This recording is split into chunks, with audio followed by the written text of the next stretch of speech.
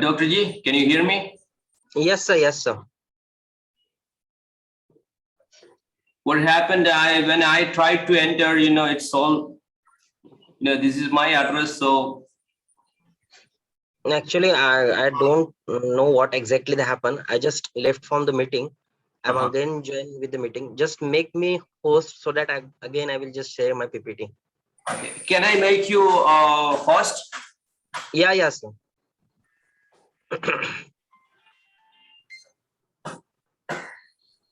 Deshpande Saab, once you become the host, please click on the record option. Okay. Okay, sir. Recording. It's recording. No. Yeah. No, sir. Actually, it is recording. I recorded already. Yeah. Just wanted to inform. So, Okay, sir.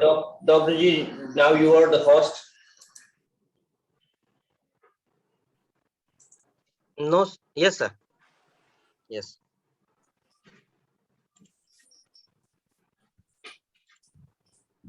I think recording चल रही है, sir.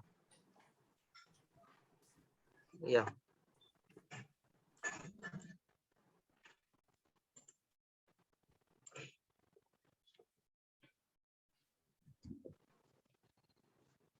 Okay. Yeah. That's nice. So, yeah. So this is the tibialis anterior. Just adjacent to that, they're having a muscle that is extensor digitorum longus. Just aside to tibialis anterior, that is the extensor hallucis. This is the short muscle at the inferior structure. Here, there's the extensor hallucis longus. Aside to the extensor hallucis longus, we have an extensor digitorum longus. After that, these two muscles, that is fibularis brevis, that is also called as an peroneus brevis, and fibularis tertius, it is in the anterior compartment. Basically, we can just go with other figures so that we can just clear with the structure. Okay, here this is the extensor digitorum longus, and just side to the extensor digitorum longus, we found here another tendon or the fifth tendon of digitorum longus. So this is called as a peroneus tertius. Most of the time, this is absent in the body. When I have dissected the body, they have only few bodies which are with this muscle. So exactly BDC have just mentioned that it is the separated part of extensor digitorum longus. उन्होंने वही से mention किया है कि separated part है extensor digitorum longus का, and regard as a fifth tendon. जो चार tendon यहाँ पे extensor digitorum longus के हैं, उसको निकालने के बाद कभी कभी ये tendon हमें दिखता है कि that is related with the peroneus tertius. अगर हमने foot को plantar flexion किया, तो ऐसे वक्त जो टेंडन हमें पाल्पेट होते हैं या दिखते हैं, they are related with an extensor digitorum longus. अगर हमने डॉर्सोफ्लेक्शन किया, ये जो पोर्शन है डॉर्सोफ्लेक्शन किया, तो जो टेंडन हमें पैर के ऊपर दिखेंगे, कभी भी मूवमेंट करते हैं एंकल जॉइंट की, तो जो टेंडन दिखते हैं, पाल्पेट होते हैं, they are the only extensor digitorum longus. जो थंब के वक्त पास हमें दिखेंगी, that is extensor hallucis longus. Okay, तो they are the several structures which are related with this. Extensor digitorum brevis is the another muscle, and as per the name, brevis is the short tendon. This one is the extensor digitorum brevis. ये वहीं पे dorsal foot के पास ही start होती है, along with the starting with the calcaneum, and just go with an two tendons, each tendon for the each finger, and they're having the same structure related with an anterior compartment of an forearm, that is flexor digitorum profundis and flexor digitorum superficialis. हमें याद होगा कि वो चार tendon दोनों के थे. Flexor digitorum superficialis ये मिड फेरेंजेस को इंसर्ट होते थे, उसके बीच में से एक टेंडन निकलता up to the distal phalanges, that is extensor digitorum profundus. तो यहाँ पे भी सेम स्ट्रक्चर है कि हर फिंगर को दो दो टेंडन प्रोवाइड हो रहे हैं along with a superficial compartment and the deep compartment. सिर्फ यहाँ पे एक्सटेंसर जो ब्रेविस है वो सिर्फ फुट के पास प्रेजेंट रहती है, एंटायर लेंथ ऑफ लेग पे नहीं रहती. बाकी की जो मसल्स है, it start with a tibia और the फिब्युला and end with a particular structure so related with the foot.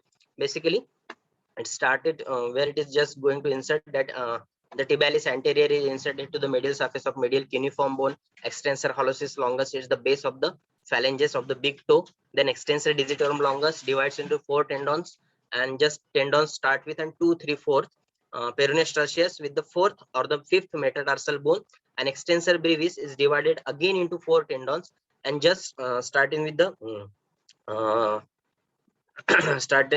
just corresponds to the tendons of the extensor digitorum longus. यहाँ पे सिर्फ एक टेंडन जो है that is also that is considered as an extensor hallucis brevis, जो यहाँ पे extensor hallucis longus है जो टो के तरफ जा रही है, तो इसी का जो एक टेंडन होता है जो टो के तरफ जाता है, that is called as an extensor hallucis brevis. Means same structure है, सिर्फ उन्होंने नाम अलग अलग दिए हैं। यहाँ पे extensor hallucis longus था जो स्टार्टिंग से स्टार्ट हो रहा था और अलग से टेंडन दे रहा था, extensor digitorum longus अलग से 4 टेंडन दे रहा था, मींस यहाँ पे 1 4 और यहाँ पे 1, ऐसे टोटल 5 और 1 6 टेंडन होते हैं लॉन्गस के अगर कंसिडर किया जाए तो। पर ब्रेविस में 4 ही टेंडन है, 3 डिजिट्स को जाती है और एक टेंडन को अलग से नाम दिया गया है, दैट इज एक्सटेंसर हॉलोसिस ब्रेविस। तो सिर्फ एक्सटेंशन और उसी से रिलेटेड ये पूरी मसल्स है।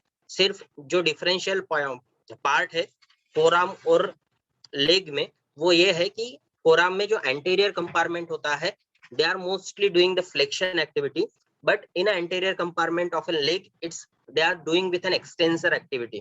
ये जब हमने रेडियस और अल्ना पढ़ा था तब मैंने बताया था कि जब एम्ब्रियोलॉजिकली डेवलप होती है बॉडी तो वो टो जो होता है it's towards the outer and, तो देन जैसे जैसे एज प्रोग्रेस होती जाती है तो टो मेडियल साइड में रोटेट होता है, इसलिए बोन भी होमोलॉगस करते वक्त हमने बोला था कि जो थंब के साइड का बोन है वो होमोलॉगस होता है टो के साइड में, पर एनाटॉमिकली थंब ये लैटरली प्रेजेंट है, टो ये मेडियली प्रेजेंट है।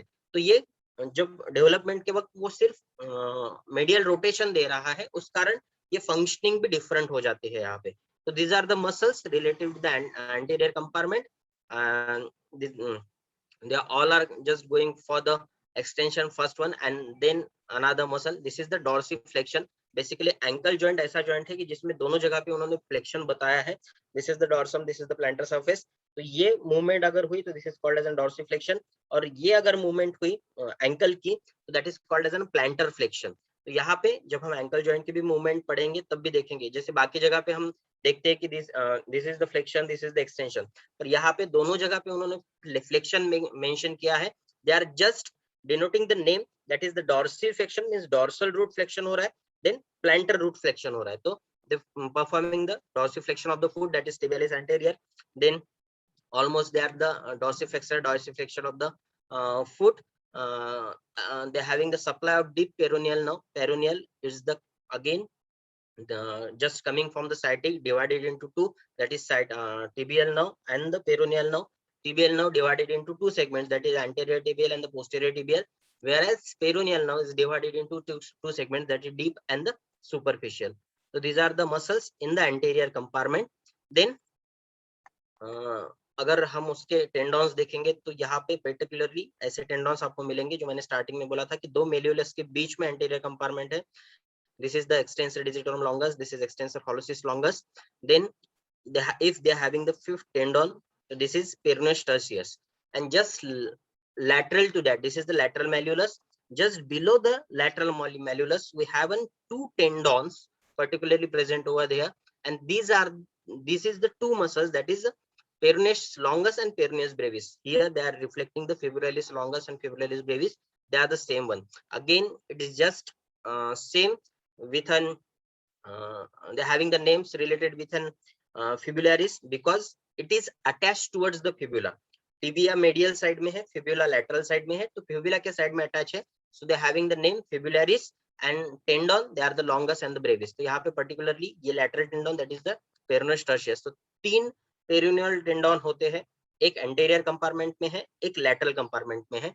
अब बेसिकली यहाँ पे ये जो है व्हाइट कलर के शाइनिंग ये जो पोर्शन दिख रहा है, that is the extensor retinaculum. यहाँ पे सेम स्ट्रक्चर होता है कि पेरोनियल रेटिनाकुलम होते हैं, तो they having the function that just stabilise the tendon which are present over there.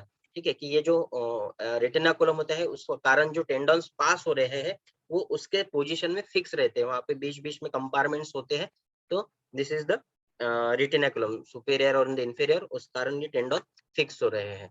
Then the next compartment, that is the peroneal muscles which are peroneus longus and peroneus brevis. It lies superficially to the brevis and it lies deep to the peroneus longus. अब ये दोनों भी जैसे नाम ही दिया है तो वो दोनों भी फिबुला से स्टार्ट हो रहे हैं, और एंड जहाँ पे होते हैं तो peroneus longus tendon passes to the peroneal retinaculum and it just end into the cuboid bone, and the tendon passes deep to the peroneal reticulum inserted in the lateral side of the fifth metatarsal. यहाँ पे आपको दिखेगा, यहाँ पे ये जो deep में है that is yellow color structure, this is the brevis, ये फिफ्थ मेटाटार्सल पे इंसर्ट हो रही है, पर ये जो है पेरोनियस लॉन्गस ये भीतर तक जाती है और क्यूबॉइड बोन पे वो इंसर्ट होती है। ठीक है, तो जैसे हम इसके बाद जो कंपार्टमेंट आता है वो सबसे बड़ा कंपार्टमेंट है सोल का। तो सोल ये जो स्ट्रक्चर है ये सबसे थिक स्किन कहाँ पे अगर बॉडी पे प्रेजेंट होती होंगी तो it is related with the sole, क्योंकि ये प्रोटेक्शन के लिए भी होता है। तो ये सब टेंडन सोल में से पास होके आखिरी तक जाते हैं। तो उसमें 4 कंपार्टमेंट्स दिए गए हैं, वो हम वन बाय वन बाद में देखेंगे। तो this is first compartment, this is second compartment, 2 he muscle इसमें है, that is the peroneus longus and the peroneus brevis. Then they having the nerve supply, the peroneal nerve, superficial peroneal nerve, जो anterior compartment हमने देखा था, it is related with an deep peroneal nerve mostly, and these are the good elevator of the foot.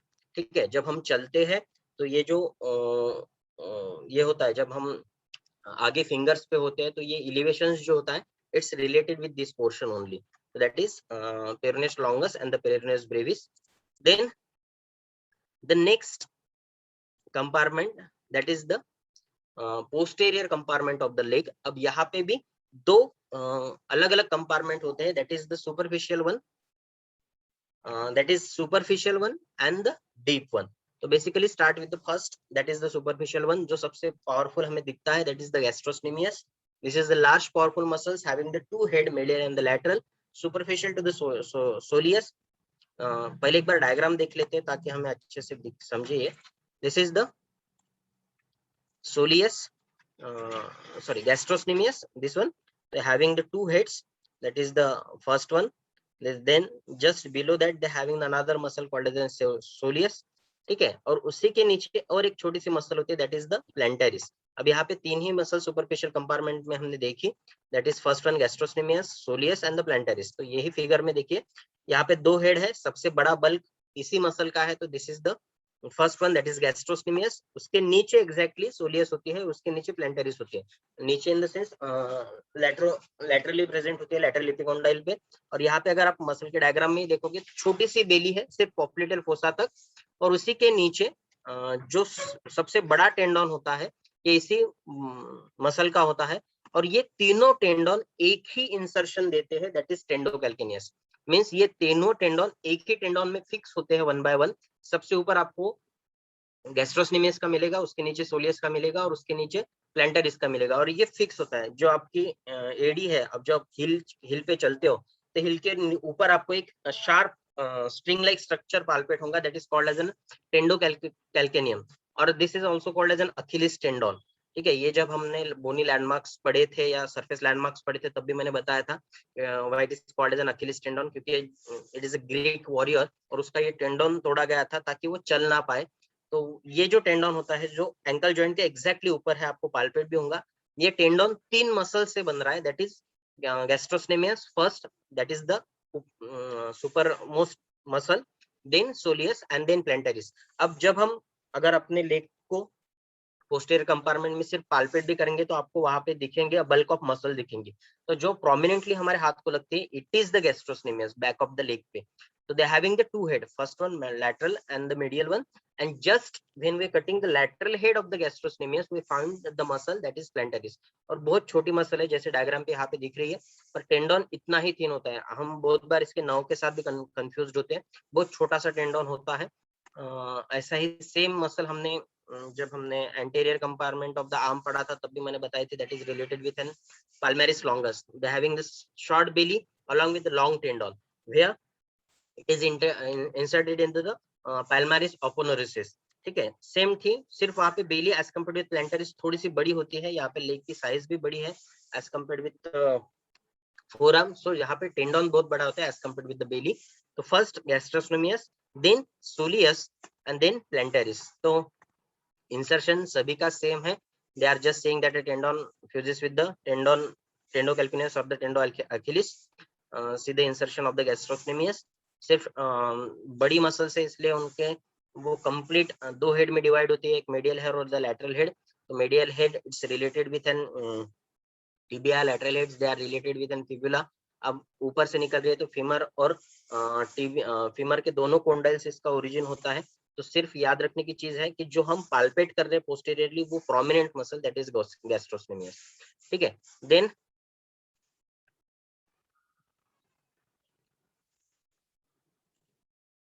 Next जो deep compartment की muscle आती है that is popliteus, then flexor digitorum longus,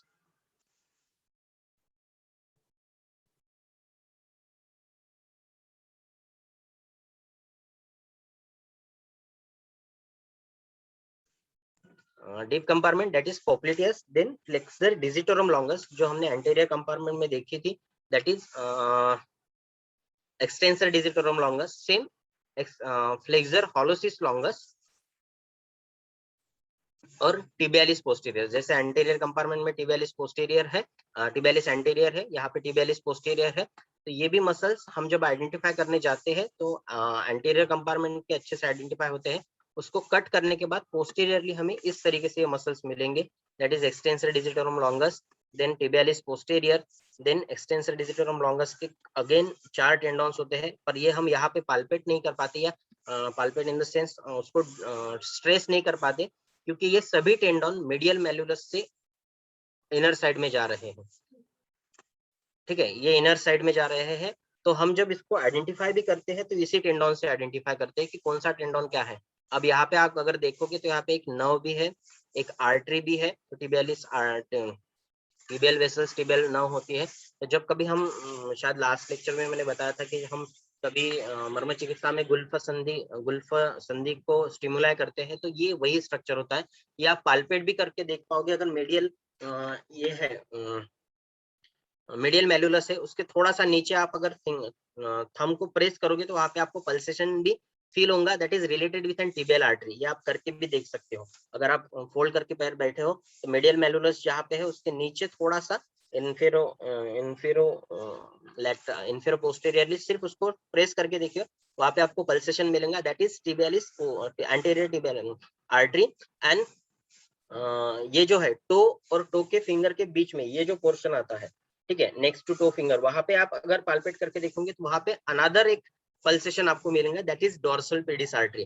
तो basically ये दोनों स्ट्रक्चर्स हम बचा के रखते हैं कोई अगर सर्जरीज रही, क्योंकि ये स्ट्रक्चर ऐसे है कि यहाँ पे ब्लड सप्लाई प्रोफ्यूज रहता है। देन एक पोर्शन यहाँ पे मैंने बताना थोड़ा सा ये हो गया, छूट गया था, दिस इज द सोलियस और इसे पेरिफेरल ऑफ हार्ट भी कहा गया है। मीन्स जैसे हम हार्ट की पंपिंग करते हैं, हार्ट में जब पंपिंग होता है तो पूरे हार्ट से ब्लड फ्लो पूरे बॉडी में होता है। तो सेम स्ट्रक्चर पैरों की तरफ से हमको हार्ट के वक्त हार्ट की तरफ जो अनऑक्सीजनेटेड ब्लड होता है उससे भेजना पड़ता है। तो mostly this due to this pumping the pressure of the pumping वो ब्लड पूरे बॉडी में फ्लो होता है, पर जब ऊपर जाना होता है तो इट्स एंटी ग्रेविटी की वजह से उसको एडिशनल प्रेशर लगता है। और आर्टरी और वेन्स आप अगर देखोगे तो वेन में एक स्ट्रक्चर प्रोमिनेंट होता है दैट इज द वॉल्स। ठीक है, तो ये वॉल के कारण भी वो मूवमेंट टुवर्ड्स द हार्ट रहती है ब्लड की। पर पैरों में जो ब्लड होता है उसको एडिशनल सपोर्ट की जरूरत पड़ती है जो ताकि वो ब्लड फिर से हार्ट में जा पाए। तो यहाँ पे नंबर ऑफ कैपिलरीज होती है, वो जो फाइबर्स होते हैं सोलियस के नंबर ऑफ फाइबर्स होते हैं जिसके पंपिंग एक्शन के कारण उसमें एडिशनल प्रेशर मिलता है ताकि वो हार्ट की तरफ जा पाए वो ब्लड। तो this is also called as an peripheral heart of the body. ठीक है, एक हार्ट जो सभी को ऑक्सीजनेटेड ब्लड दे रहा है, this is the another muscle called as an peripheral heart, because यही पूरा फ्लो ब्लड का हार्ट की तरफ भेजता है। उसका खुद का प्रेशर तो होता है, it just gives the additional support. और अगेन वॉल के कारण भी वो ब्लड मूव होता है। आर्टरीज में वॉल्स प्रेजेंट नहीं रहते, सिर्फ वेन में ही रहते हैं। और यहाँ पे जो सबसे बड़ी वेन होती है that is called an greater saphenous vein. तो आप क्या आपने कभी देखा होगा कि जो बर्न के पेशेंट होते हैं ऐसे कंडीशन में इलास्टिसिटी स्किन की लूज हो जाती है और इलास्टिसिटी लूज होने के कारण वहां पे ब्लड सप्लाई देते वक्त वो आर्टरी स्ट्रेस नहीं होती। तो एक दो मेन वेन्स होते हैं जहां से हम ब्लड सप्लाई देते हैं। एक यहाँ पे इंटरनल कैरोटिड होती है जहां से हम सेंट्रल लाइन डालते हैं, दूसरा वेनी सेक्शन करते हैं, सिफेनिक वेन जहाँ पे होती है वहां से कट करके वहां को हम सलाइन देते हैं ताकि उनके डिहाइड्रेशन जल्दी से कम हो जाए। तो ये भी वेन्स जो प्रोमिनेंटली होती है वो भी पैर में होती है और ये भी मीडियल मेलुलस के साइड से ही जस्ट ऊपर से निकलती है और up to the femoral canal, up to the femoral vein वो डायरेक्टली स्ट्रेस होती है। तो वो डायरेक्ट सप्लाई हम प्रोफ्यूज ये जब डिहाइड्रेशन होता है तो डायरेक्टली हम उसको इंट्रावेनस इंजेक्शन से या इंट्रावेनस सेलाइन से उसको देते हैं। तो these are the 4 muscles that is in the deep compartment: popliteus, flexor digitorum longus, flexor hallucis longus. As per the name popliteus, it is only present in the popliteal fossa. यहाँ पे आपको दिखेंगी, this is the oblique muscle and it is related with an popliteus, popliteal surface of the femur. femur के हमने lower end के 4 surfaces देखे थे, out of which posterior surface is called as a popliteal surface because this muscle is present over here. अभी अगर आप knee joint देखोगे तो नी जॉइंट ये जो ट्रायंगल लाइक स्ट्रक्चर आपको मिलेगा, अगर नी जॉइंट को आप पीछे से पाल्पेट करोगे तो 2 साइड में स्ट्रिंग लाइक स्ट्रक्चर मिलेगा। They are both strings are related with upper segments, they are related medially with gas semi-membranous, semi-tendinous and laterally they are related with an bicep femoris. ठीक है, और नीचे की ओर जब जाओगे तो वो strings they are related with an lateral and medial head of gastrocnemius. तो वहां पे अगर आप पाल्पेट करके देखोगे तो they are having the diamond shaped structure and it is called as a popliteal fossa. अब बेसिकली ये स्ट्रक्चर जो है इसमें number of branches of the arteries और वेन्स होती है। मींस जब femoral आर्टरी हमने देखी कि एंटेरियरली रन हुई, that is related with an adductor canal. फिर एडक्टर मैग्नस जो मसल है मेडियल कंपार्टमेंट की, उसको वो पियर्स करती है femoral आर्टरी और पियर्स करके वो पोस्टीरियरली चली जाती है, that is the called as popliteal artery. ठीक है, it is nothing but the continuation of the femoral artery. तो ये भी हमें बिहाइंड द नी मिलती है। तो behind the knee number of structures होते हैं, again they are just giving the branches called as an genicular branches. Genu is the word related with the knee. तो वहां पे बहुत सारे स्ट्रक्चर्स होते हैं, इसलिए जब कभी हम सर्जरीज वगैरह भी करते हैं तो ये भी स्ट्रक्चर हमें बचा के करना पड़ता है। आजकल बहुत कॉमन सर्जरीज है that is called as an knee replacement. तो ऐसे कंडीशन में नी रिप्लेसमेंट में हम क्या करते हैं कि दोनों कोंडाइल्स जो है, femoral condyles means lower part of the femur and upper part of the tibia, ये दोनों condyles निकाल लेते हैं और दोनों condyles फिक्स करते हैं। they are related with an knee replacement। तो ये भी आजकल बहुत कॉमन है क्योंकि जो फ्रिक्शन हो रहा है हमारा, जो हम वर्किंग करते हैं तो फ्रिक्शन यहाँ पे जो फेनोइल फ्लूइड होता है उस वो कम होते जाता है और वो कम होने के कारण ये दोनों का फ्रिक्शन बढ़ते जाता है। इस कारण वहां पे अनबेरेबल पेन होता है क्योंकि वो 2 सरफेस डायरेक्टली टच हो रहे हैं। तो ऐसे वक्त भी ये पूरे स्ट्रक्चर हमें बचाने पड़ते हैं। तो that is the last compartment of the leg. Just go again one by one. यहाँ पे हमने कट करके देखा है, ये जो नीचे का टेंडन है यहाँ पे 2 हेड आपको दिखेंगे, दैट इज गैस्ट्रोस्नेमियस। फिर उसके नीचे सोलियस होती है, उसके साइड से यहाँ से हम प्लैंटरिस दिखा रहे हैं और ये देखने के लिए फिर हमें सोलियस भी कट करनी पड़ती है पोस्टीरियर कंपार्टमेंट देखने के लिए। और these are the muscles related with the posterior compartment. तो these are the 3 compartments we are just summarized in a single picture, starting with an tibialis anterior, just adjacent to the tibialis. Here they are extensor hallucis longus, just side to the extensor hallucis longus, extensor digitorum longus. In the digitorum longus, if they having the 5th tendon at the lateral aspect, which is called as an peroneus tertius. Then at the lateral segment, they having the peroneus brevis and the peroneus longus and the peroneus brevis. And then just at the back side in 2 compartments, first one the superficial, they having 3 muscles, that is gastrocnemius, soleus, a plantaris. After cutting this, they having the flexor digitorum longus, flexor hallucis longus and fibular brevis. यहाँ पे extensor hallucis brevis होती है, ये छोटी सी, और extensor digitorum brevis होती है सिर्फ फुट में। तो ये पूरी muscles they are related with an anterior on the posterior compartment of the leg. अब यही पूरी मसल्स जब हम कभी एक्सरसाइज वगैरह करते हैं तो यही काम में आएंगी। सिर्फ नाम अलग अलग सेम है और थोड़े से फैमिलियर नहीं है, इसलिए कभी कभी थोड़ा सा ये लगता है कि ये कुछ अलग होगा, पर उन्होंने सिर्फ नाम और रीजन इसी के हिसाब से दिया है। अगर ये टिबियालिस पोस्टीरियर और टिबियालिस एंटीरियर कभी आप देखोगे तो वो एग्जैक्टली टिबिया के ऊपर मिलेंगे। टिबिया के एग्जैक्टली ऊपर tibialis posterior. If I am consider this as a tibia, यहाँ पे लग के टिबियालिस एंटीरियर होते हैं और एग्जैक्टली पीछे टिबियालिस पोस्टीरियर होती है। इन दोनों के बीच में, टिबिया फिबुला के बीच में एक मेम्ब्रेन होती है, दैट इज द इंटरऑशियस मेम्ब्रेन, जो हमने ऊपर भी देखी थी। तो यहाँ पे वो कंप्लीटली ऑक्यूपाई होती है। तो दिस इज द लेग।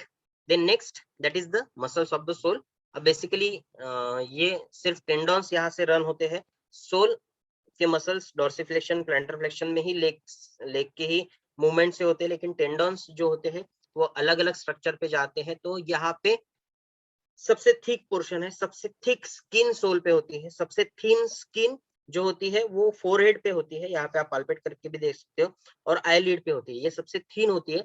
पर सबसे thick that is related with the थोल। हम कभी डिसेक्शन भी करने जाते हैं तो ये मसल सिर्फ स्किन को ही डिसेक्ट करने को टाइम लगता है, उसको सेपरेट करो, फिर 4 लेयर में इसको मसल्स के देखो। इतना हमें काम नहीं है, लेकिन it is the part of the myology, so मैंने सिर्फ उसको टेबुलर फॉर्म में लिया है कि कौन कौन सी मसल होती है। They are again related with the same जो हमने ऊपर के कंपार्टमेंट में देखी, the flexor digitorum brevis, flexor digitorum longus हमने थोड़ी देर पहले देखी, तो वो लॉन्ग है इसलिए जिसका टेंडन छोटा है और जो फ्लेक्शन का काम करेंगी ये हमें सबसे ऊपर मिलेंगी, that is flexor digitorum brevis. Then adductor hallucis, अब ये सॉरी अबडक्टर होलोसिस, ये अबडक्शन का काम करेंगी। ये जब हमने पाम की मसल्स देखी थी तब भी मैंने बताया था कि थिनर, हाइपोथिनर, थिनर में और 3 मसल्स होती है जो अपोनेंस करती है, एडक्टर करती है, अबडक्टर करती है। तो सेम मसल्स यहाँ पे भी प्रेजेंट है। एडक्टर डिजिटी मिनिमी हमने यहाँ पे भी देखी थी, दोनों साइड में हाइपोथिनर और थिनर के भी सॉरी थिनर के पास डिजिटी मिनिमी जो छोटे मिडल लिटिल फिंगर की तरफ जाती है, तो यही मसल्स यहाँ पे भी आपको दिखेंगी, that is flexor digitorum brevis, adductor hallucis means ये होलोसिस की तरफ जा रही है, that is big toe. Then adductor digiti minimi, the supply with an plantar no supply जान दीजिए, ये कुछ ऐसे आपको दिखेंगे सोल में। This is the hallucis, abductor hallucis, then flexor digiti brevis and adductor digiti minimi, ये सबसे पहले आपको मिलेगी। फिर ये कट करने के बाद हमें और 3 मसल्स प्रोमिनेंटली मिलती है, sorry 4 muscles, that is the second layer, flexor digitorum longus, flexor digitorum accessoris, lumbricals and flexor hallucis longus। तो lumbricals और ये मसल हमने इंटरफैलेंजेस में भी देखी थी, सबसे लास्ट में इंट्रोशियस मसल्स और lumbricals, तो ये यहाँ पे भी मिलेंगी। flexor digitorum longus muscles of the class, इसका टेंडन यहाँ पे सिर्फ होता है। देन फ्लेक्सर डिजिटोरम एसेसरीज और lumbricals, तो इसकी भी पिक्चर सिर्फ देख लेते हैं। This one, these are the lumbricals, these are flexor digitorum accessories।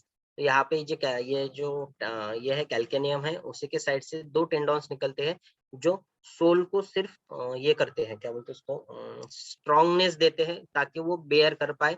Ankle joint जब मूव होता है, क्योंकि एंटेरियरली एंकल जॉइंट में 4 टेंडॉन अलग है और पोस्टीरियरली भी उसको सपोर्ट होना चाहिए इंफीरियरली, सो यहाँ पे वो अटैच होते हैं। Then these are the only tendons जो प्रेजेंट है लेग में, that is tendons of the flexor hallucis longus. Flexor hallucis longus हमने देखी है कि वो बैक साइड में सबसे बड़ी मसल है, सिर्फ उसका टेंडन अप टू द हॉलिक्स जा रहा है। तो ये जो टेंडन है वो एंटीरियरली ना जाके पोस्टीरियरली जाता है, क्योंकि मसल पोस्टीरियरली प्रेजेंट होती है। तो this is the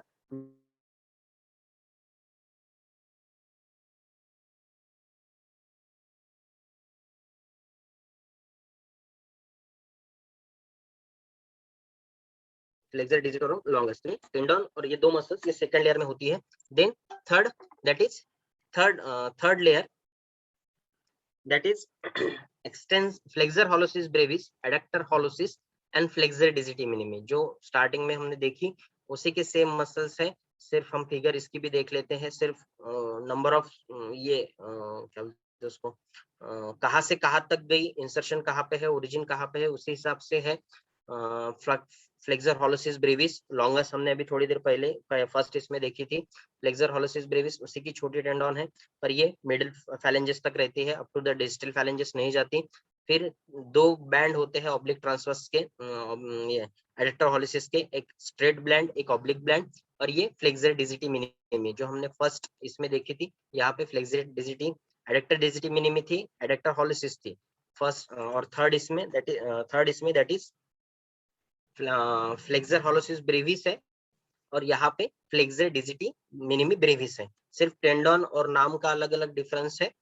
then the last that is the fourth layer. अब बेसिकली इसका कुछ ज्यादा काम नहीं है, सिर्फ है इसलिए मैंने इसको टेबलाइज फॉर्म में किया है, नहीं तो ये हमें योगा के वक्त भी ये मसल्स और इसके नाम नहीं होते, but as a part of the anatomy just I have mention it, क्योंकि हमने पाल्म में भी देखा था नंबर ऑफ मसल्स थे 20 मसल्स, यहाँ पे भी प्रेजेंट थे, तो यहाँ पे भी उतने ही मसल्स है। Just starting with the again planter interosseous और डॉर्सल इंट्रोशियस, तो ये भी मसल्स प्लांटर सरफेस में जो है interosseous between the toes between the fingers of the foot, that is the interosseous muscle, plantar aspect में है और dorsal aspect में है. तो here there is the muscle, this is the interosseous muscles. तो ये same muscles हमने hand में भी देखी है, इंट्रोशियस मसल्स, ठीक है, वहां पे लुम्ब्रिकल्स और इंट्रोशियस मसल्स थी, तो यहाँ पे भी सेम है, that is the interosseous muscle.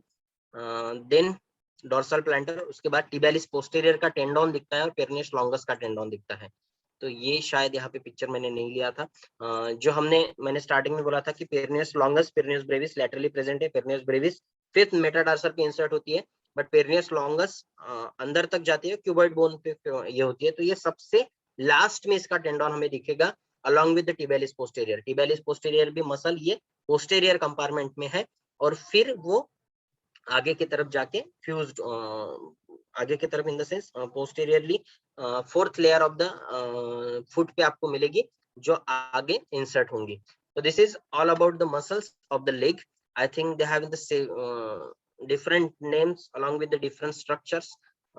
Just remember the muscles related with the leg. They are in the three compartments: anterior, lateral, and the posterior. And they are just finding in between the two related within two malleolus. दो malleolus के ऊपर जो है, अगर मैंने malleolus देखे, दो malleolus के anteriorly जो muscles आएंगे, it is the extensor compartment. medial malleolus के नीचे जो आएंगे, that is the medial or the posterior compartment. और lateral malleolus के नीचे जो आएंगे, that is the lateral compartment और the peroneal compartment. क्योंकि यही muscles हमें बाद में भी फ्लेक्शन और डॉर्सिफ्लेक्शन और प्लांटर फ्लेक्शन के वक्त फिर से मिलेंगी, एलिवेशन ऑफ द फुट के वक्त मिलेंगी. यानी हम जो पर्वतासन वगैरह करते हैं तो इसमें जब ये करते हैं, सॉरी पर्वतासन नहीं, हस्त उष्ट्रासन, जो भुजा इसमें सूर्य नमस्कार का जो पहला ये होता है वो जब करते हैं, तो ऐसे इसमें भी जब हम एलिवेट वगैरह करते हैं तो पूरा एक्सटेंशन बैक में एक्सटेंसर कंपार्टमेंट में जाता है, तो तब भी ये मसल्स इन्वॉल्व होती है along with the muscles of the shoulder. So this is all about the muscles related with the leg. Then muscles of the thorax, ठीक है, leg, thigh, ये मसल्स हमने कंप्लीट कर ली. उसके बाद मसल्स ऑफ द thorax. अभी ये जो मसल्स है बेसिकली हम जब एक्सटेंशन, फ्लेक्शन, बाकी क्लाइंबिंग वगैरह कोई भी चीजें जब करते हैं तो ये मसल्स प्रोमिनेंटली यूज होती है. इंस्पिरेशन में, ये एक्सपिरेशन में भी ये मसल्स यूज होती है. बेसिकली थॉरेक्स और एब्डोमेन, ये दो कंपार्टमेंट हमने इंटरनली डिवाइड किए हैं. It's by the muscle also, it is called as an diaphragm.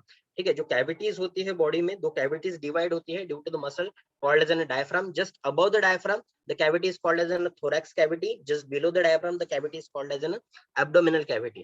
But here we are just enlisting the muscles related with the thorax. And the first muscle, that is the pectoralis major. By the name pectoralis major, thorax is also called as a pectoral region. ठीक है, so they're having only three prominent muscles, that is pectoralis major, pectoralis minor and subclavius along with the serratus anterior. ठीक है, तो just go figure first, then we will discuss it. This is the pectoralis major. हमें जो यहाँ पे हम अगर palpate करेंगे यहाँ पे, तो this is pectoralis major, जो सबसे बड़ी बेली आपको मिलेगी. यहाँ पे जो एक स्ट्रक्चर आपको मिलेगा, फोल्ड मिलेगा, ये जो पोर्शन होता है that is called as an axilla. यहाँ पे जो एक फोल्ड मिलेगा, axillary, anterior axillary fold, it is by the pectoralis major. यहाँ पे posteriorly that is by the latissimus dorsi. ये स्ट्रक्चर हम बैक के वक्त देखेंगे. तो दिस इज पेक्टोरालिस मेजर. ये इंसर्ट होती है फीमर में, जो इंटरट्यूबरकुलर सल्कस होता है, सॉरी फीमर नहीं, ह्यूमरस में जो इंटरट्यूबरकुलर सल्कस होता है, तो सल्कस के बीच में दो स्ट्रक्चर आप रहते हैं, दैट इज द तीन मसल्स इंसर्ट होती है, that is the latissimus dorsi, teres major and the pectoralis major. तो यहाँ पे भी पेक्टोरालिस मेजर इंसर्ट होती है. अब अगर आप पिक्चर को ध्यान से देखोगे तो आपको दिखेगा कि यहाँ पे ये ऊपर का क्लैविकल है, this is the sternum. Clavicle के जो फाइबर्स होते हैं वो डाउनवर्ड डायरेक्शन में मूव हो रहे हैं, और ये जो डायरेक्शन, ये जो इंसर्शन नीचे के जो फाइबर्स है जो स्टर्नम या रिब्स से निकल रहे हैं, ये ऊपर के साइड में रन हो रहे हैं. तो जब इंसर्ट भी होते हैं तो ये जो फाइबर्स है ये अलग लूप फॉर्म करता है और ये अलग लूप फॉर्म करता है, इसलिए यहाँ पे ट्विस्टेड ये जो फाइबर्स होते हैं ये ट्विस्टेड तरीके से मिलते हैं और यहाँ पे वो जे टाइप लूप फॉर्म करता है. ये जो नीचे के फाइबर्स है ये शॉर्ट जे जे जो ये होता है उसका शॉर्ट लिम्ब फॉर्म करता है और ऊपर के फाइबर्स लॉन्ग लिम्ब फॉर्म करते हैं। इस कारण भी इसके मूवमेंट्स थोड़े से अच्छे होते हैं। उसके बाद में ये जो मसल है दैट इज द डेल्टॉइड, ये स्कैपुलर रीजन की मसल है। ये जब हमने अपर आर्म देखा था तब मैंने बताया था। तो यहाँ पे सबसे पहले दैट इज पेक्टोरलिस मेजर। अब ये मसल कट करने के बाद जो मसल हमें मिलती है दैट इज पेक्टोरलिस माइनर। यहाँ पे ये जो छोटी सी मसल दिख रही है आपको, दिस इज पेक्टोरलिस माइनर।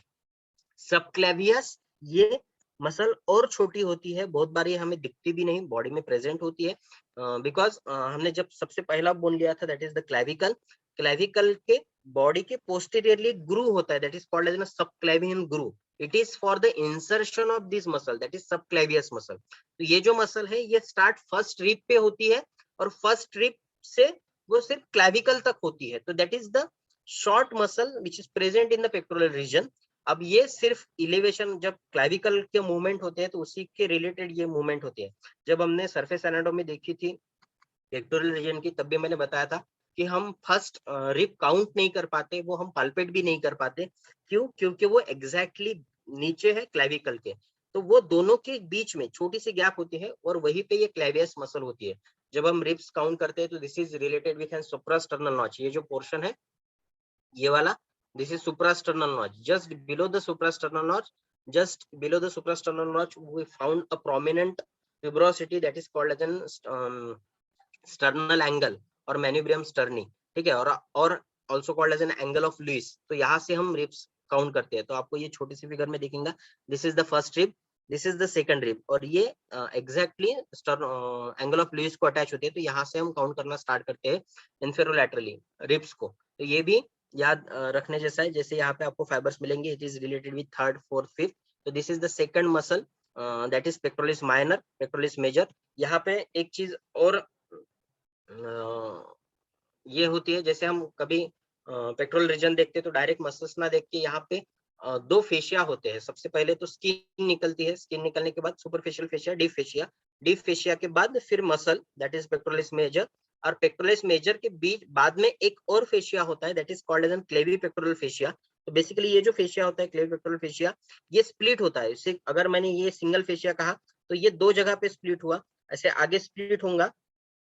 ठीक है, तो आगे स्प्लिट होके सबसे पहले जहां से निकलता है दैट इज क्लेविकल के नीचे से निकलता है, तो वहां पे स्प्लिट होता है। तो ये दोनों के बीच में सबक्लेवियस होती है।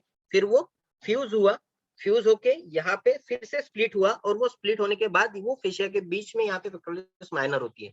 तो ये जब हम लेयर वाइज जाते हैं तो सबसे पहले स्किन, फिर सुपरफिशियल फेशिया। सुपरफिशियल फेशिया में ही जो एक ग्लैंड प्रेजेंट होते हैं called as an mammary gland. ठीक है, in females it is more developed as compared with the male. तो ये ग्लैंड भी लेयर वाइज में एम्बेडेड है, ना कि सेपरेट कहीं पे होती है। तो अगर हमें डिसेक्शन या कुछ स्ट्रक्चर इसको बाहर निकालने रहे तो हम इंसिजन लेते वक्त उसको मिड थर्ड इंसिजन जो रहता है वो मिड ट्रांसवर्स लेते हैं, अलोरल सेक्शन को कट करते हैं, up to the mid of the arm तक लेते हैं। ठीक है, तो सुपरफिशियल फेशिया का ही वो कंटेंट है। तो वहां पे कोई भी अलग मसल नहीं रहती, it is the gland which is present in the superficial fascia. ये सब निकालने के बाद आपको ये मसल मिलेंगी और ये प्रोमिनेंटली मिलते हैं एंटीरियर एक्सियल फोल्ड के पास।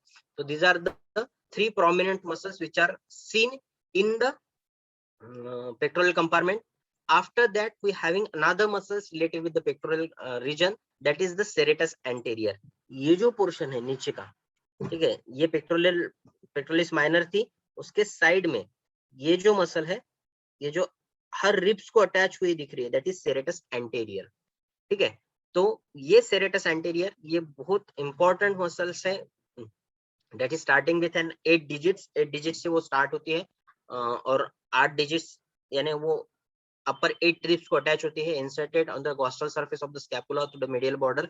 ये जो हमने स्कैपुला देखा था तब देखा था, पर इसकी एक्शन ये सबसे बड़ी है। Along with the pectoralis minor the muscles pulls the scapula forward around the chest wall to protect the upper limb. The muscle steadies the scapula during the weight carrying and helps in force inspiration. जब कभी हमें जोर से सांस लेने की जरूरत पड़ती है तो तब भी ये मसल्स रिब्स को सपोर्ट देती है, तो फोर्स इंस्पिरेशन में इसका उपयोग होता है।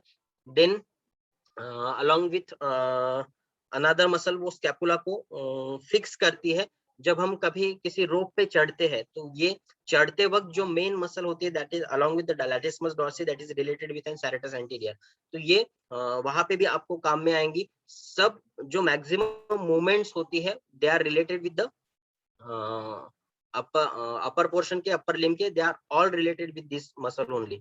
अब कभी आप अगर दीवार को टच करके खड़े रहोगे तो हमें प्रोमिनेंटली दिखता है स्कैपुला पीछे से, तो पीछे से जो स्कैपुला दिखता है अगर इस मसल का पैरालिसिस रहा तो स्कैपुला की लेवल भी कम ज्यादा हो जाती है, ठीक है। That is called as an winging of scapula, means scapula जो होता है वो हमें मूव होते हुए दिखता है, क्योंकि यही मसल है जो स्कैपुला को फिक्सली अटैच कर रही है अलोंग विद द रिब्स, ठीक है।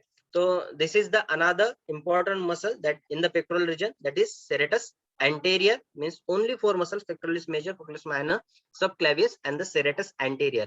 After that they having the several muscles present in between these two ribs. अब जहाँ पे ribs हमें दिख रही है तो ribs के बीच में यहाँ पे कोई भी structures नहीं दिख रहा हमें, तो यहाँ पे भी muscles होते हैं, that is called as an intercostal muscles, ठीक है। तो कभी कभी ऐसा होता है कि हम बहुत विगरसली ये करते हैं। एक मिनट, मेरा चार्जिंग खत्म हो गया, मैं चार्ज लगाता हूँ। लगाओ करो।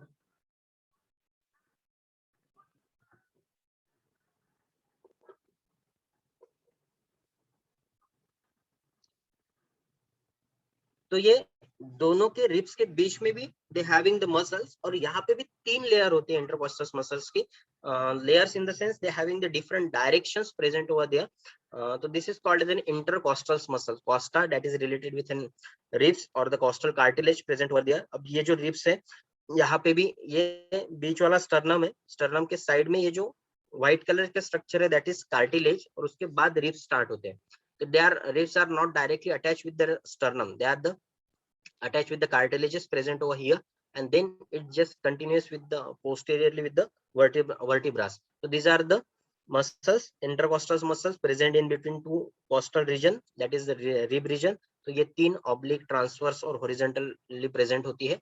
तो these are muscles related with the pectoral region. ये बाकी के muscles जो दी है they are अगर अलग अलग कंपार्टमेंट में है, ये हमने हर जगह पे पढ़ी है, बाइसेप ब्रैचिया फोराम में है। ये sternocleidomastoid ये नेक में आती है, that is start with the sternum, and cleido that is the clavicle. mastoid means ये वाला जो स्ट्रक्चर है एग्जैक्टली ईयर के लास्ट वाला, तो वहां तक वो मसल होती है। तो ये नेक रीजन में है, जब हम नेक रीजन के मसल्स देखेंगे तब इसको देखेंगे। और ये जो साइड में दिख रही है आपको that is also the muscles related with the neck, and that is the trapezius. यहाँ पे नाम नहीं दिया है तो दिस इज ट्रेपेजियस। तो इतना ही हमें काम का है, that is pectoralis major, minor, subclavius and the serratus anterior. Then next and the important region or the muscles which are related with an abdomen, means anterior compartment की muscles है। basically यहाँ पे भी 5 muscles होती है, starting with the first, it is external oblique, then ये internal oblique, यहाँ पे बीच में से कट करके बताइए, this is external oblique, this is internal oblique, and then in the inner segment they having the transverse abdominis, ठीक है। और इसके बाजू में यहाँ पे ये व्हाइट स्ट्रक्चर है, that is called as an rectus sheath, and within rectus sheath we having another muscle called as an rectus abdominis, ठीक है।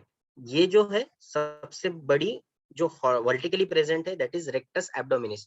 रेक्टस इटसेल्फ मींस स्ट्रेट, ठीक है, ग्रीक वर्ड में उसको स्ट्रेट बोला गया है। तो इसके पहले भी हमने एक मसल देखी थी that is rectus femoris, anterior compartment of thigh में देखी थी, वो भी स्ट्रेट मसल है जो क्वाड्रिसेप फिमोरिस के कंटेंट में आती है, ठीक है।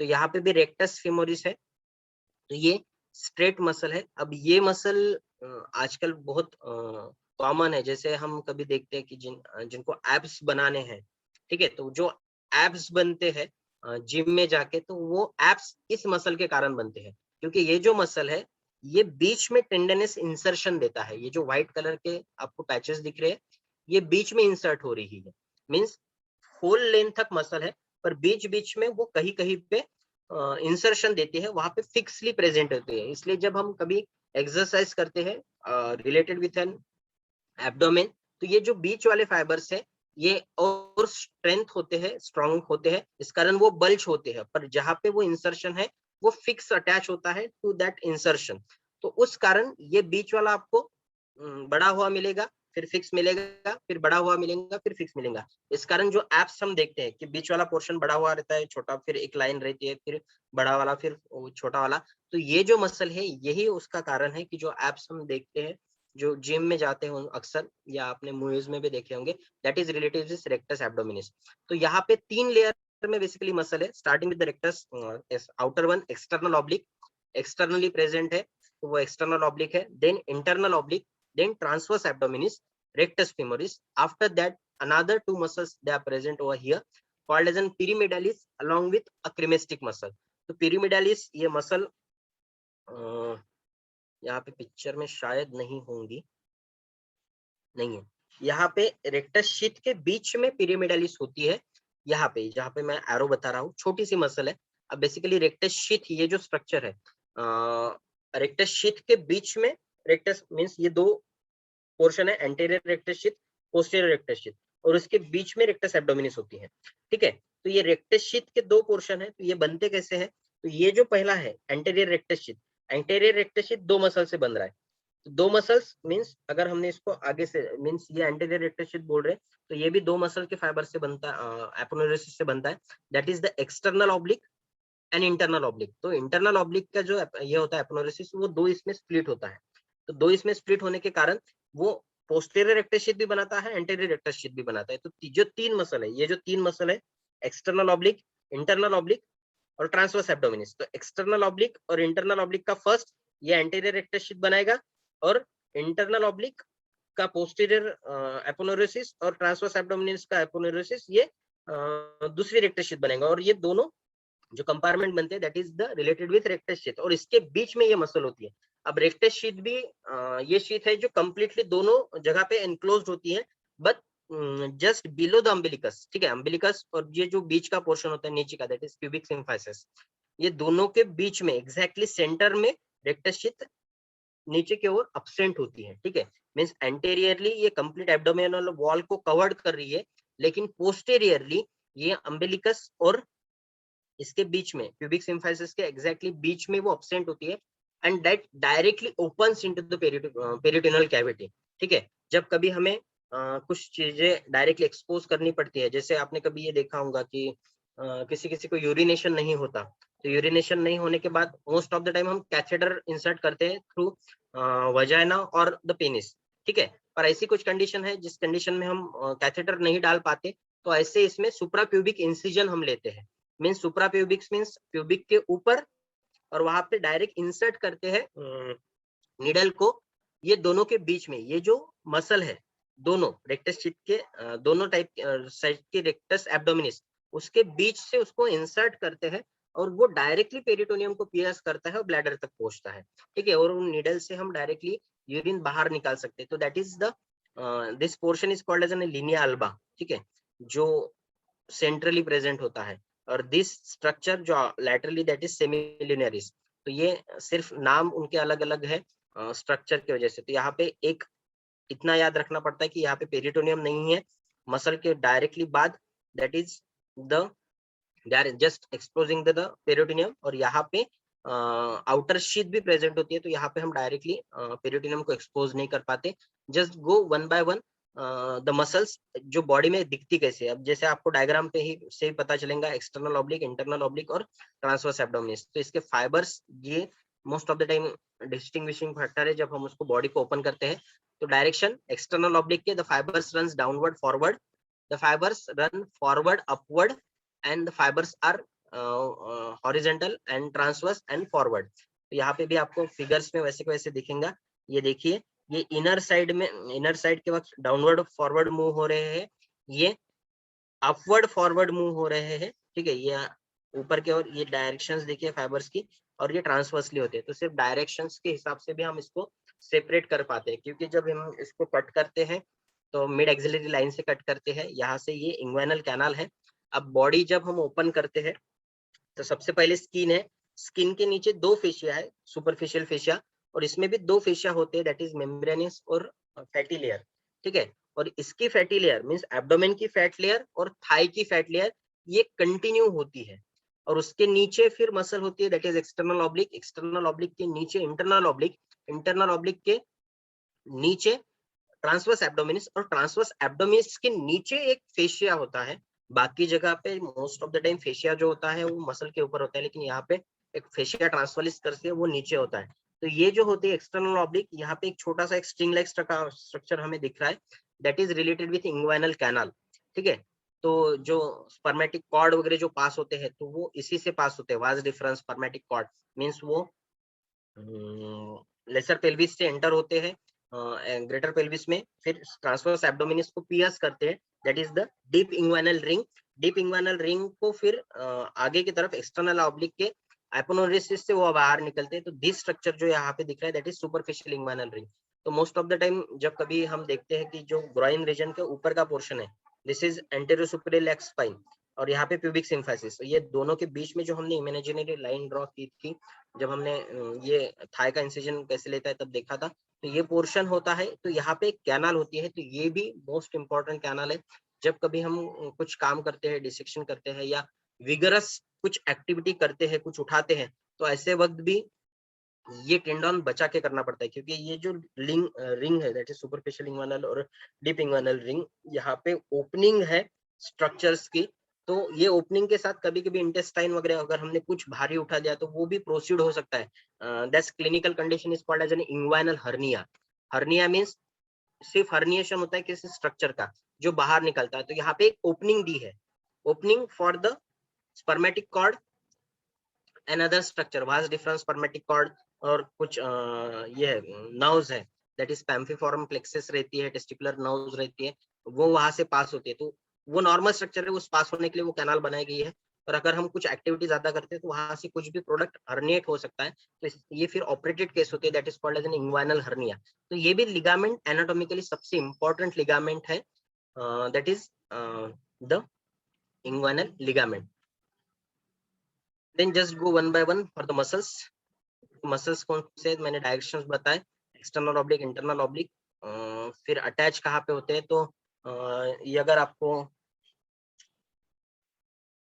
इलियाक क्रेस्ट याद होगा जब हमने हिप बोन में पढ़ा था, तो इलियाक क्रेस्ट पे ही इसका इंसर्शन है, that is related with lateral बंदर, ट्रांसवर्स एब्डोमिनिस, और दो स्ट्रक्चर्स वहां पे बाजू बाजू में होते हैं, दैट इज ऑब्लिक इंटरनस और ऑब्लिक इंटरनल ऑब्लिक और एक्सटर्नल ऑब्लिक। तो ये सेम नाम है, obliquus external internus abdominis, same muscles है, सिर्फ डिफरेंट नेम्स होते हैं। दे आर जितने आप बुक रेफर करोगे तो थोड़ा सा नाम में अलग मिलेगा, but they commonly they are called as an external oblique, internal oblique and transverse abdominis. Then next muscle that is rectus abdominis, muscles long and fat, then having the three tendinous insertions जो मैंने अभी pictures में आपको दिखाए। In this region the growing region, inguinal region passes through the layers। ठीक है, बाकी कुछ ये नहीं है, सिर्फ ये मसल का अलग ये चीज ऐसे है कि जैसे हमने बताया कि ओरिजिन इंसर्शन मसल्स में मैंने बताया, तो इसका ओरिजिन नीचे की ओर है, इंसर्शन ऊपर की ओर है। मींस ये जो नीचे का पोर्शन होता है that is the pubic symphysis के जो पेक्टिनियल लाइन है सबसे ऊपर, pubic sorry anterior superior line है प्यूबिक सिम्फाइसिस की, वहां पे ये दो हेड से डिवाइड होता है, दैट इज मेडियल हेड और लैटरल हेड। और यहाँ पे नीचे ओरिजिन है और ये ऊपर इंसर्ट होता है, मींस रिब्स की तरफ। बाकी के जब मसल्स होते हैं तो they are mostly originated at the upper segment and inserted at the lower segment. सिर्फ यहाँ पे थोड़ा सा अलग दिया है उन्होंने, यहाँ पे इंसर्ट हो रही है, यहाँ पे वो सॉरी यहाँ पे ओरिजिनेट हो रही है, यहाँ पे वो इंसर्ट हो रही है। उसके बाद जो दो मसल्स मैंने बताए that is pyramidalis, a small triangular muscle, rudimentary in the human beings, most of the time नहीं देखी जाती, पर ये अगर देखी गई तो within the rectus sheath है, और नीचे के साइड में छोटी सी ट्रायंगुलर मसल्स आपको दिखेंगी। It is located in the lower abdomen in front of the rectus abdominis. Then cremastic muscles, cremastic muscle is made up of the muscles fascicula embedded in the cremastic fascia. The fascicula form the loop and attached to the lateral inguinal ligament. अब basically ये जो muscle है it is related with an testicular segment. ठीक है, testis जो है उसके 5 layers होते हैं। ठीक है, तो आउट ऑफ विच क्रीमेस्टिक लेयर जो है जो कॉन्ट्रैक्शन का काम करते हैं, मुझे बेसिकली ठंडी के वक्त वगैरह जो कॉन्ट्रैक्ट होती है testicular segment, so that is related with this muscle, cremastic muscle. The muscle is fully developed in male, in female it is represented by the few fibers। ठीक है, क्योंकि ये मेल में fully developed है, क्यों? क्योंकि वो स्क्रोटल लेयर में ये होते हैं, 5 लेयर की स्क्रोटल लेयर है। ठीक है, तो वहां पे भी internal spermatic fascia, external spermatic fascia, cremasteric fascia, skin, ये कवर्ड होते हैं, तो वहां पे ये at third layer पे वो present होती है, that is the cremastic muscle. Then along with the interventing connective tissue, the muscles loop forms the sac like cremastic fascia around the spermatic cord, जो मैंने अभी बताया कि वो नीचे तक प्रोसेस हो रही है along with the spermatic cord up to the testis. ठीक है, तो ये मसल बेसिकली प्रेजेंट होती है in the abdominal region, groin region में प्रेजेंट होती है, वहां से वो नीचे तक आती है, उसका सिर्फ फेशिया. तो this is all about the muscles present in the abdomen, starting with the external oblique, internal oblique, transverse abdominis, rectus abdominis. They are the four prominent muscles which are present all over the body in all human beings. Periabendalis, it is the rudimentary. Most of the time, it is seen or not seen.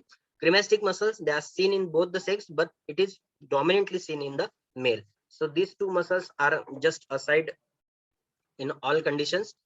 ये हर जगह पे नहीं मिलेंगी, mail में ही मिलेंगी क्रेमेस्टिक muscle, female में bell develop में ही मिलेंगी, और पिरामिड मिलेंगी नहीं मिलेंगी. तो ये उस कारण इसका फंक्शनिंग यहाँ पे ज्यादा नहीं है. हाँ, रिप्रोडक्टिव सिस्टम में क्रेमेस्टिक मसल्स का फंक्शनिंग हम देखेंगे जब मैं स्क्रोटल लेयर्स भी बताऊंगा, सिस्टम वाइज हम जब ये देखेंगे, क्योंकि इसका फंक्शनिंग ड्यूरिंग कॉपुलेशन या रिप्रोडक्शन भी इसका इम्पोर्टेंस है. So this is all about the muscles present in the thorax and the abdomen. I think I have just covered with all the 5 regions. So this is about today's lecture only. 15 minute बचे हैं.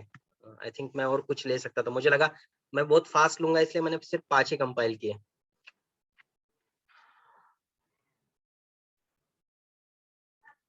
क्योंकि number of muscles थे, एकदम मैं बहुत सारे ले लेता, क्योंकि इसके बाद बैक के मसल्स थे, और बैक के मसल्स भी 3 अलग अलग लेवल पे होते हैं.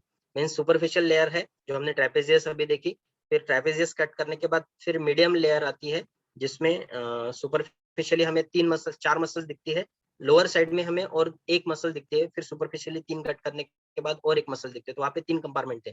तो नंबर ऑफ मसल्स बहुत ज्यादा हो जाते थे, इसलिए मैंने वो छोड़ दिया था. मुझे लगा भी कि वो लेना चाहिए, पर वो कभी कभी ऐसा होता है कि हम बहुत सारी चीजें एक बार एक साथ सुनने के बाद वो बाद में पढ़ने की भी कोशिश नहीं करते. तो this is all about the 3 compartments of the leg, abdomen and the thorax. So this is all about for the today.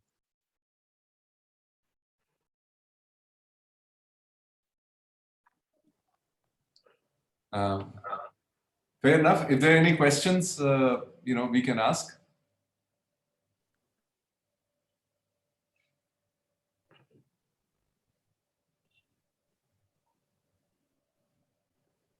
I think we have 15 minutes. If anyone have sessions of all anatomy lectures, तो हम अभी भी discuss कर सकते हैं वो पूरे sessions को.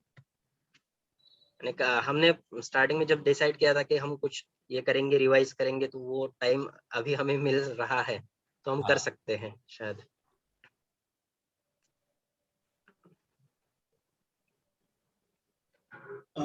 Dr. Amol, how far the massage helps Yes, in sir. tonification of muscles? Can you hear me? Actually, sir, yes, sir. Okay. Yes sir.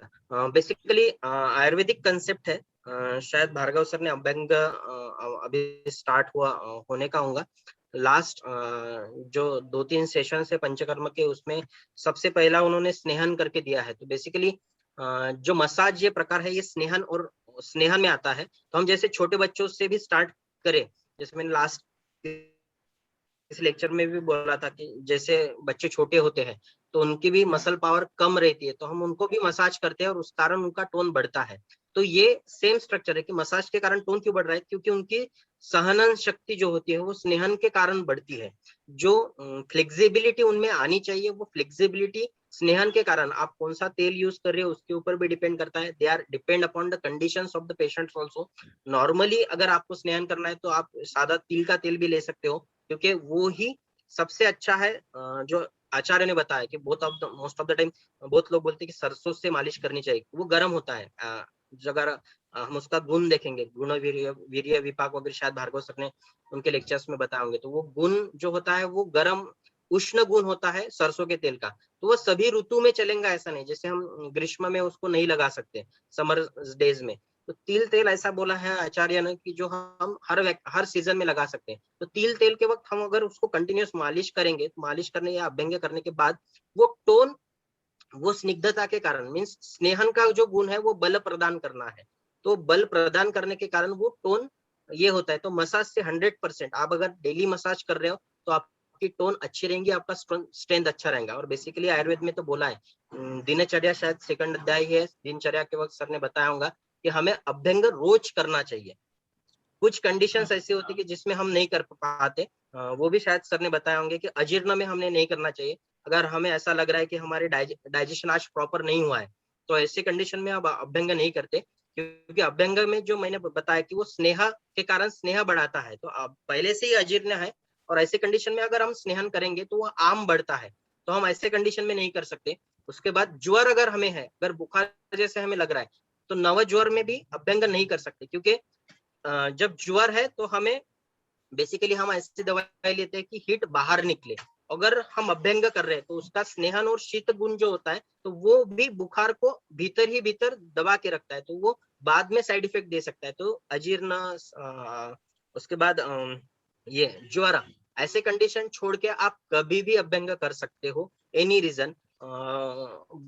उसके बाद थोड़े से प्रिकॉशंस लेने पड़ते हैं, जैसे अभ्यंग होने के बाद डायरेक्टली कभी आप फैन के आगे मत आना, एसी में मत बैठना, या कभी बाहर घूमने मत चले जाना, क्योंकि बहुत बार ऐसे होता है कि हम अभ्यंग करने कहीं बाहर चले जाते हैं, ठीक है। तो बेसिकली अभी तो अभ्यंग बहुत जगह पे होता है, किया भी जाता है, तो वो भी बताते हैं कि एक तो आप कान को अच्छे से व्रैप करके बाहर निकलो, या अगर आपने शिरो अभ्यंग किया है तो उसको भी ढक लो, क्योंकि जहां जहां पे आपको हवा लगेंगी तो वो जो शीत गुण है तेल का या अभ्यंग के वजह से जो शीतता बढ़ी है वो और बढ़ाएगा, और इसके वजह से बाकी साइड इफेक्ट होंगे, जैसे प्रतिशय हो गया, शिरशूल हो गया, मीन्स आपको हेडाक होगा, आपको सर्दी खांसी भी हो सकती है, और अगर वो ये ज्यादा रही तो आपको उसके साइड इफेक्ट के कारण बुखार भी आ सकता है। तो बहुत बार अगर आप कभी अभ्यंग गए तो अभ्यंग वाले भी आपको पूछते हैं कि कल अगर आपने अभ्यंग किया तो आपको ऐसा ऐसा कुछ हुआ है क्या, क्योंकि कभी कभी हिस्ट्री लेते वक्त ऐसा होता है कि हम नहीं बताते कि आज मेरा पेट साफ नहीं हुआ, तो ये भी कंडीशंस होती है। तो हाँ, 100% टोनिंग बढ़ता है और रोज करनी चाहिए, बेसिकली आयुर्वेद में तो बोला है रोज करने के लिए। और जो पुराने वैद्य होते थे वो रोज ये करते थे, मीन्स ब्राह्म मुहूर्त उत्थिष्ठ के बाद उन्होंने जो बोला है कि अभ्यंग करना चाहिए, तो ये बहुत सारे वैद्य मैंने महाराष्ट्र में भी देखे हैं, आउट ऑफ महाराष्ट्र भी शायद करते होंगे। महाराष्ट्र में बेसिकली मैंने देखा है कि जो पुराने वैद्य थे वो करते थे, उसके बाद उनकी दिनचर्या चालू होती थी। तो ये 100% रोज करना चाहिए, पर ये प्रैक्टिकली पॉसिबल कितना होता है मुझे पता नहीं, क्योंकि हमें बाकी के ऑफिशियल वर्क होता है, ये होता है। पर अगर आप नहीं रोज तो at least once in a week कर सकते हो। घर पे भी ऐसा कुछ नहीं कि बहुत जोर से उसको मालिश करनी पड़ती, क्योंकि मसाज और अभ्यंग ये थोड़ा सा अलग है। मसाज हम जब करते हैं, जब थेरोटिकली थेरेपिकली उसको करते हैं, तो पर्टिकुलर किसी रीजन को प्रेस करके हमें मसाज करनी पड़ती है। लेकिन अगर हम हेल्दी है, सिर्फ हमें अपना हेल्थ बढ़ाने के लिए अगर मसाज करनी है तो हम खुद भी कर सकते हैं। पर मसाज भी कब करना, क्योंकि बहुत बार हम क्या सोचते हैं कि आज मुझे सवेरे टाइम नहीं तो मैं शाम को कर लूंगा।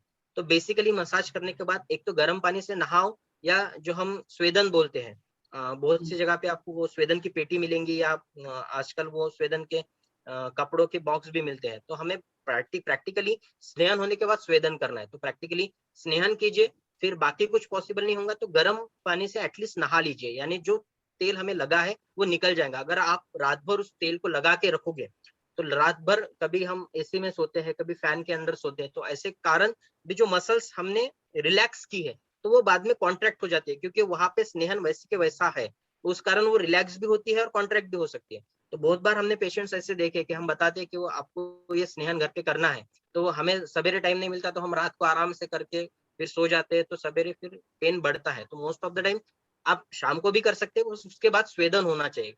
नहीं तो मोस्ट ऑफ द टाइम हम कैसे करते हैं कि रात को सोते वक्त मैंने पैर को तेल लगा लिया, पैर थोड़ा सा दुख रहा था, रात भर हमने लगा लिया, फिर हम एसी में सो गए, तो उस कारण वो पेन बढ़ता है, बहुत सारे पेशेंट्स में हमने देखा है।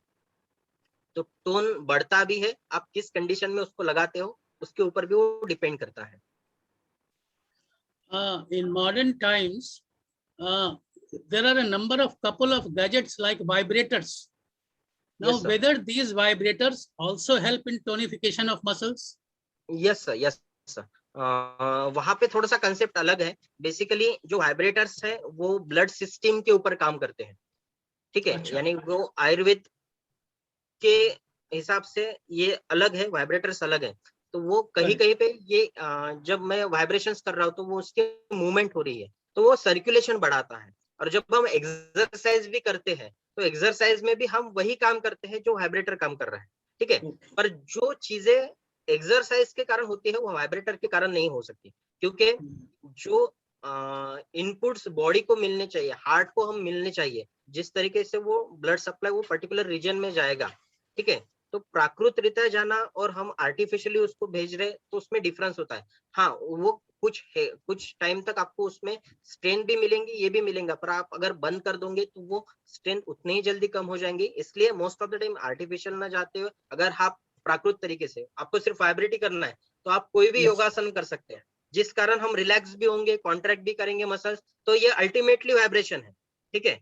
अब हमें बहुत बार ऐसा होता है कि हम कुछ नहीं कर पाते तो बैठे बैठे हमने वाइब्रेटर पे पैर डाल दिए, Yes. जैसे Yes. Yes. काफ मसल हो गए, काफ मसल के Yes. वाइब्रेटर Calf मिलते muscle. हैं तो या Correct. Yes. Yes. 100% उसके Particularly calf रिजल्ट muscle. है। Yes. या पर्टिकुलरली काफ मसल, क्योंकि वो बैठे बैठे हमें कुछ नहीं करना पड़ता, वो खुद उनका काम करती है।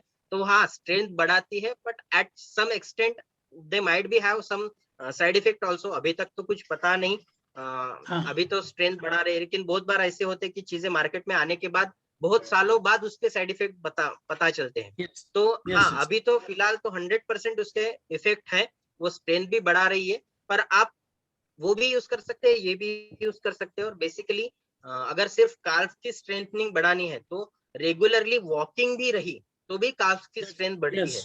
क्योंकि वॉकिंग के वक्त जो हम Yes. Muscle movement से. ठीक है, तो उस कारण भी काल्फ मसल अच्छे से वर्क करता है। तो वाइब्रेटर भी एट सम एक्सटेंट हाँ 100% वो वर्क करता है। हाँ. Uh, अच्छा Doctor, बच्चों, अच्छा one last question. Yes sir.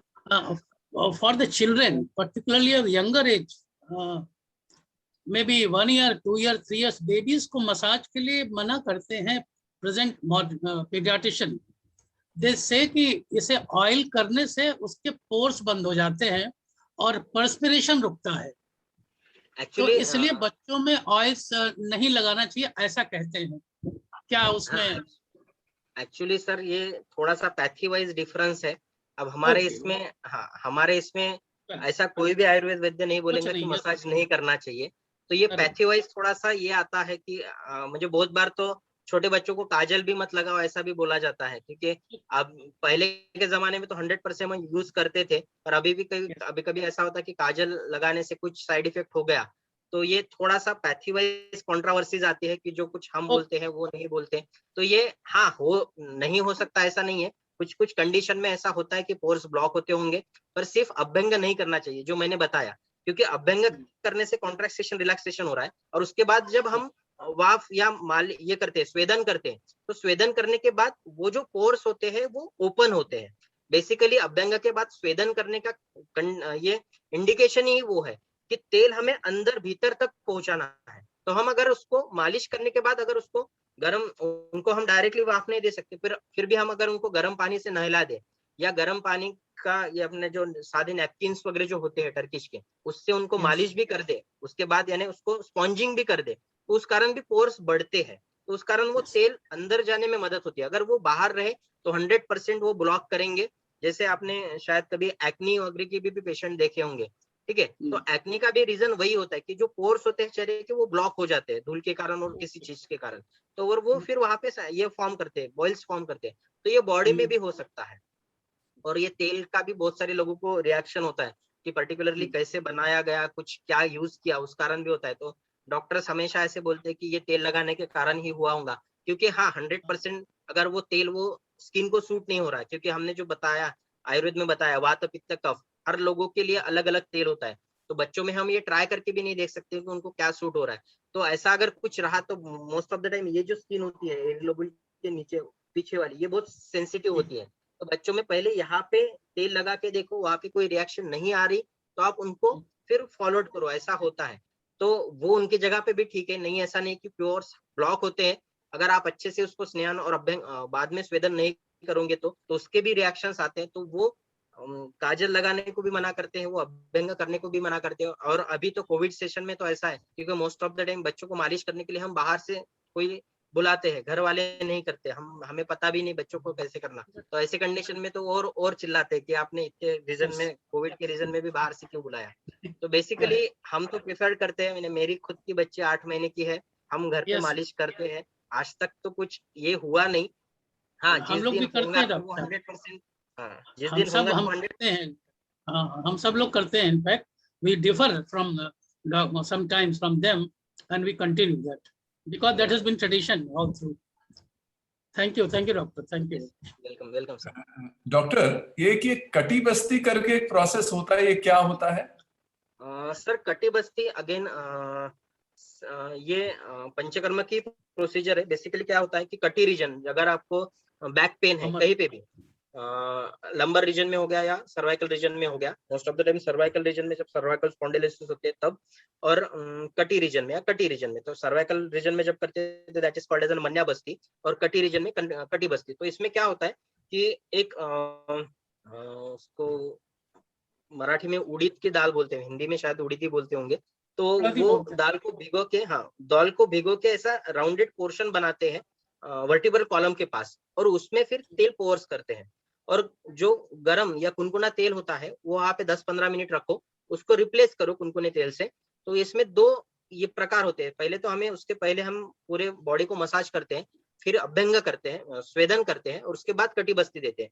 तो सिर्फ यही प्रोसीजर है कि वहां पे एक राउंडेड सर्कल बनाओ और वहां पे तेल रखो, ताकि वो तेल जितने देर कुनकुना रहेगा तो बॉडी में एब्जॉर्ब होता है बेसिकली। तो इसी को कटी बस्ती कहा गया है। मन्या बस्ती भी सेम है, वहां पे राउंडेड। अब यहाँ इसकी भी मशीन्स मिलती है। मोस्टली हम पुराने जमाने में वो आटा यूज करते थे, अभी वो भी राउंडेड मशीन्स मिलती है। सिर्फ बेल्ट जैसे उसकी उसको ये करो और उसमें तेल स्पोर कर दो, 15 मिनट रखो, 15-20 मिनट, और उसको निकाल दो। तो इसमें कोई कॉन्ट्राइंडिकेशंस होते हैं या कोई केयरफुल ऐसा होता है? Contraindications sir just application of oil externally, है ना? या तो इसमें कोई ऐसे स्टिफनेस अगर ज्यादा रहा तो आप तेल कौन सा यूज कर रहे हो उसके ऊपर भी डिपेंड करता है, क्योंकि हम ये most of the time degenerative diseases में यूज करते हैं, जैसे ऑस्टियोफाइट्स होते निकले, जैसे स्पॉन्डिलोलाइटिस, स्पॉन्डिलोसिस वगैरह जो होता है, ऐसे कंडीशन में हम उसको यूज करते हैं। तो हम कंडीशन वाइज भी होता है कि कौन सी कंडीशन है, क्योंकि सिर्फ कटी बस्ती एक्सटर्नली में सिर्फ रिलीफ नहीं आएगा, उसके साथ मोस्ट ऑफ द टाइम वो बस्ती भी देते हैं, इंटरनली भी बस्ती, जैसे हम एनिमा, वाटर्स ऑफ एनिमा वगैरह सबने सुना होगा।